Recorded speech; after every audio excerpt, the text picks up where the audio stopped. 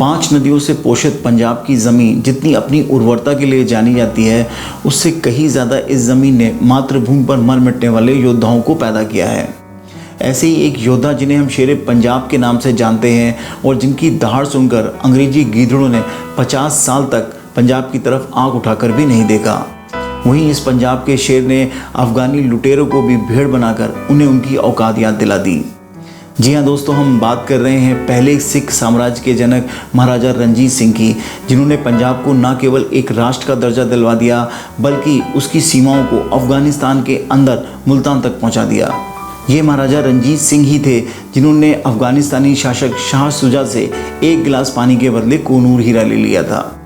ये वही कोनूर है जो आज भी दुनिया का सबसे कीमती और बहुमूल्य हीरा है और जिसने मरते दम तक रणजीत सिंह की पगड़ी की शान बढ़ाई। हिंदू मंदिरों को टनों सोना दान देने वाले रणजीत सिंह ने धार्मिक सहिष्णुता दिखाते हुए सभी धर्मों की स्त्रियों के साथ विवाह किया। वहीं अपने व्यक्तिगत जीवन में मोरा माई और गुल बेगम जैसी तवाइफों के साथ उनका नाम जुड़ने के कारण वो काफ़ी चर्चा में रहे। इन सब के बावजूद उनकी राजनीतिक और सैन्य उपलब्धियों का किसी भी भारतीय शासक द्वारा बराबरी कर पाना लगभग असंभव था। तो चलिए दोस्तों, जानते हैं रणजीत सिंह के जीवन से जुड़ी हुई ये हैरान कर देने वाली पूरी कहानी। लेकिन दोस्तों, इतिहास के इस सफ़र में आगे बढ़ने से पहले मैं आपका दोस्त सैम अपने इस YouTube channel super Sam story में आप सबका स्वागत करता हूं और आशा करता हूं कि आप सभी स्वस्थ और सुरक्षित होंगे। तो चलिए दोस्तों, शुरू करते हैं आज की कहानी। 1757 में जहां प्लासी के युद्ध ने अंग्रेजों को भारत में पैर जमाने की ज़मीन दे दी थी, वहीं 1761 में पानीपत की तीसरी लड़ाई ने मराठों का प्रभुत्व भारत पर बिल्कुल ख़त्म कर दिया था, जिसके चलते अफगानों का प्रभाव भारत के पश्चिमी क्षेत्रों पर बराबर बढ़ता जा रहा था।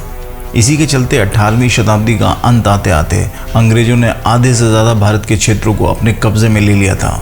वहीं भारत के पश्चिमी इलाकों पर अहमद शाह अब्दाली के वंशजों, जिन्हें हम दुर्रानी शासकों के नाम से जानते हैं, का कब्जा हो चुका था। भारतीय शासकों में प्रतिरोध की ज्वाला बिल्कुल ही बुझ चुकी थी। बस पंजाब ही एक ऐसा क्षेत्र था जो कि अपनी स्वतंत्रता की लौ जलाए हुए था। लेकिन 14 मिसलों में बटा पंजाब भी न केवल आपस में संघर्षरत था बल्कि एक दूसरे के खून का प्यासा भी हो चला था।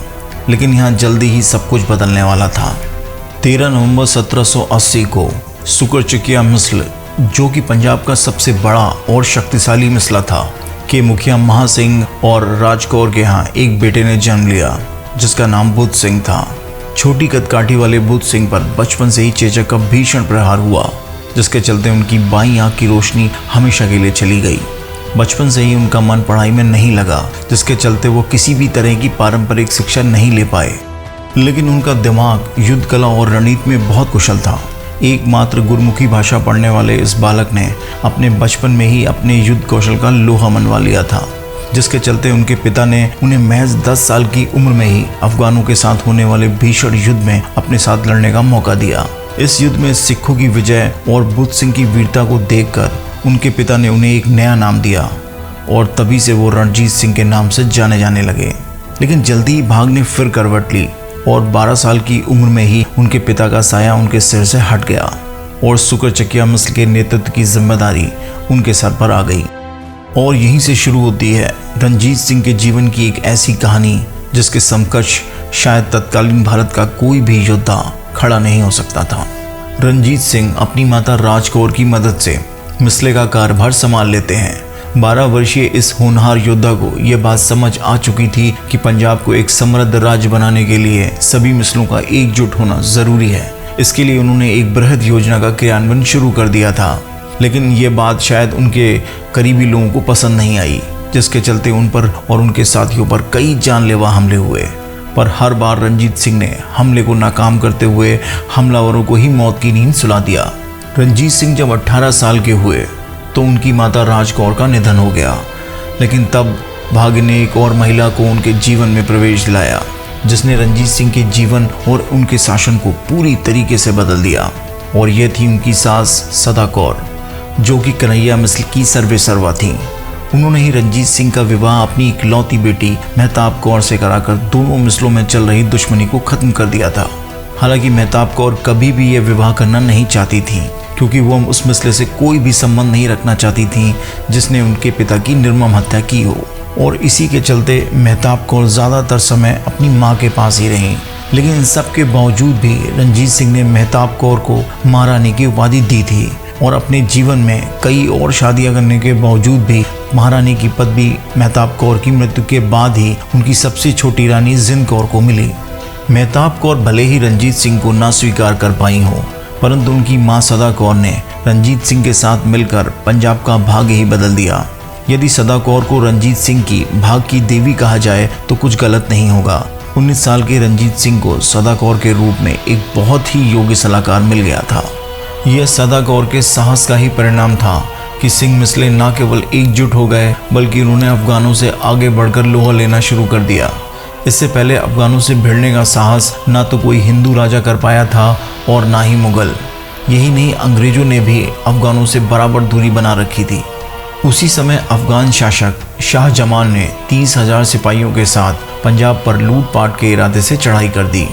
सदा कौर ने रंजीत सिंह की तरफ से अमृतसर में सरबत खालसा को इकट्ठा किया और सिंह मिसलेदारों से कहा, खालसा जी, अगर आप में इन अफगानों से लड़ने की हिम्मत नहीं है तो मैं पंजाब की आन बान के लिए इनसे लड़ते लड़ते अपनी जान दे दूंगी।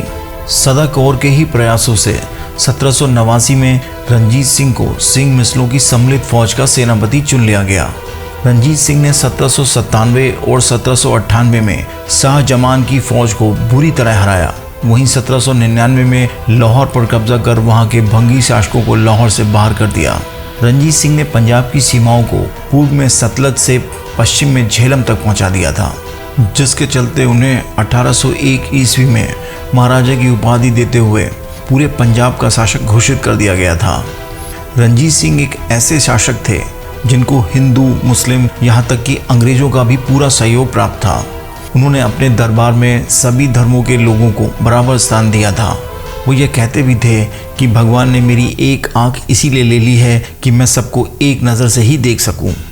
उनके पास लोगों की काबिलियत और हुनर पहचानने की अभूतपूर्व क्षमता थी। हरि सिंह नलवा, जो कि उनकी सेना में भर्ती होने आए थे, उनकी प्रतिभा को पहचानते हुए उन्हें सिख सेना का सिपहसालार बना दिया था। यह वही हरि सिंह नलवा थे जिन्होंने आगे चलकर अफगानों को इतनी बुरी तरीके से कुचला था कि अफगान उनका नाम सुनकर ही कांपने लग जाते थे। रंजीत सिंह पंजाब की एकजुटता के लिए सेना के महत्व को समझते थे, इसीलिए उन्होंने भारत में पहली बार एशिया की दूसरी सबसे बड़ी प्रशिक्षित सेना का गठन किया। उनकी सेना में 80,000 से भी अधिक प्रशिक्षित सैनिक थे, जिन्हें फ्रांसीसी, अंग्रेज और पुर्तगाली जनरलों ने भी प्रशिक्षण दिया था। इस सेना की वजह से ही रंजीत सिंह ने दुर्रानी शासकों और अफगानों को खैबर दर्रे से पीछे खदेड़ते हुए पेशावर और मुल्तान पर भी कब्जा कर लिया था। इससे पहले किसी भी भारतीय शासक ने यह उपलब्धि नहीं हासिल की थी।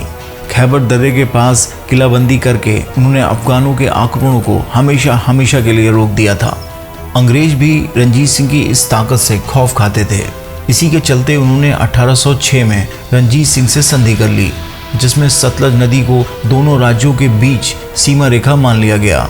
ना ही रंजीत सिंह ने और ना ही अंग्रेजों ने रंजीत सिंह के जीवित रहते इस रेखा को कभी पार किया। इसी संधि के चलते रंजीत सिंह ने अपने राज्य का सारा विस्तार पश्चिम में अफगानिस्तान और उत्तर में कश्मीर की तरफ किया। उन्होंने 1818 में कश्मीर पर कब्जा कर 70 लाख रुपए का कर वसूला। रंजीत सिंह के शासनकाल में उनका अंग्रेजों के साथ सौहार्दपूर्ण संबंध बना रहा।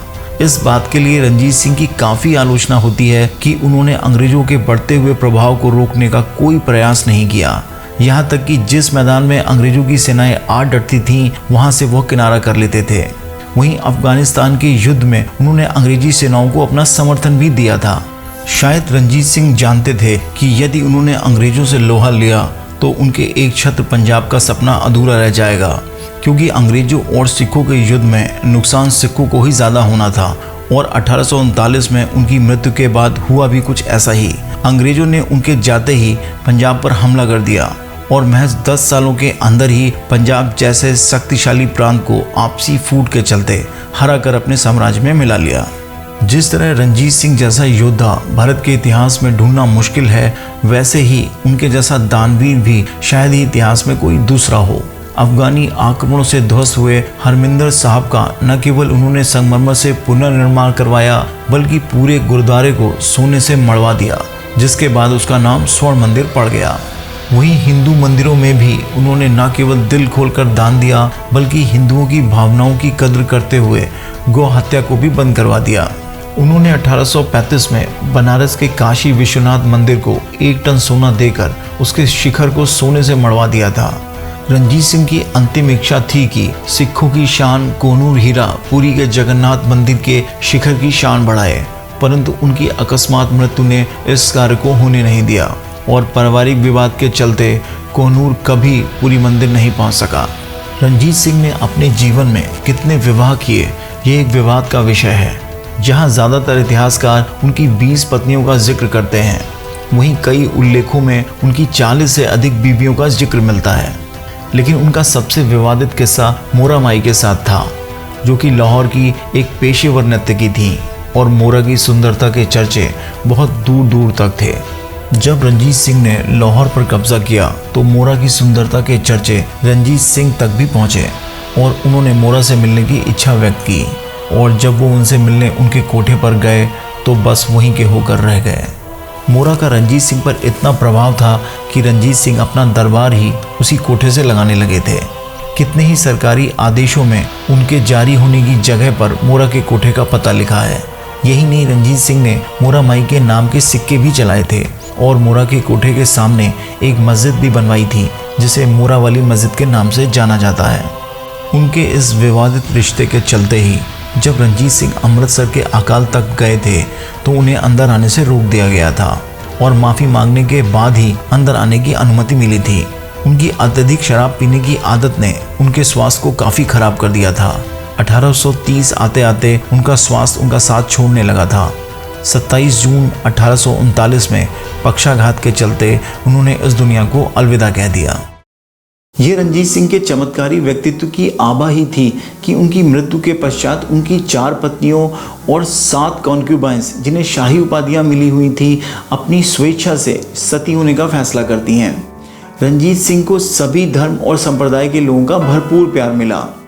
जहां एक तरफ मोराबाई के साथ गहन प्रेम प्रसंगों के चलने के बावजूद भी उन्होंने कभी उनसे विवाह की इच्छा व्यक्त नहीं की, वहीं एक मुस्लिम नर्तकी गुल बेगम के साथ उन्होंने पूरी संजीदगी से विवाह किया। उनकी उदारता और दानशीलता के चलते उन्हें लाख बख्श के नाम से भी जाना जाता था। ये उनकी व्यक्तित्व की आभा ही थी कि अंग्रेजों ने उनके जीवित रहने तक कभी पंजाब की तरफ आंख उठाकर नहीं देखा। इतिहास में ऐसे बहुत से कम योद्धा हुए हैं जिन्होंने न केवल इतनी विषम परिस्थितियों में इतना बड़ा साम्राज्य खड़ा किया, बल्कि उसे 50 साल तक बनाए भी रखा। दोस्तों, आज के लिए बस इतना ही। आपको ये कहानी कैसी लगी कमेंट बॉक्स में कमेंट करके ज़रूर बताइएगा। और जिन्होंने भी हमारे इस YouTube चैनल को सब्सक्राइब नहीं किया है, उनसे रिक्वेस्ट है कि please please please subscribe this YouTube channel और साथ में इस बेल आइकॉन को दबाना मत भूलिएगा, जिससे कि आपको लेटेस्ट अपडेट्स मिलते रहें। तो दोस्तों, आज के लिए बस इतना ही। फिर मिलेंगे एक हैरान कर देने वाली कहानी के साथ। तब तक गुड डे, शम्बा खैर।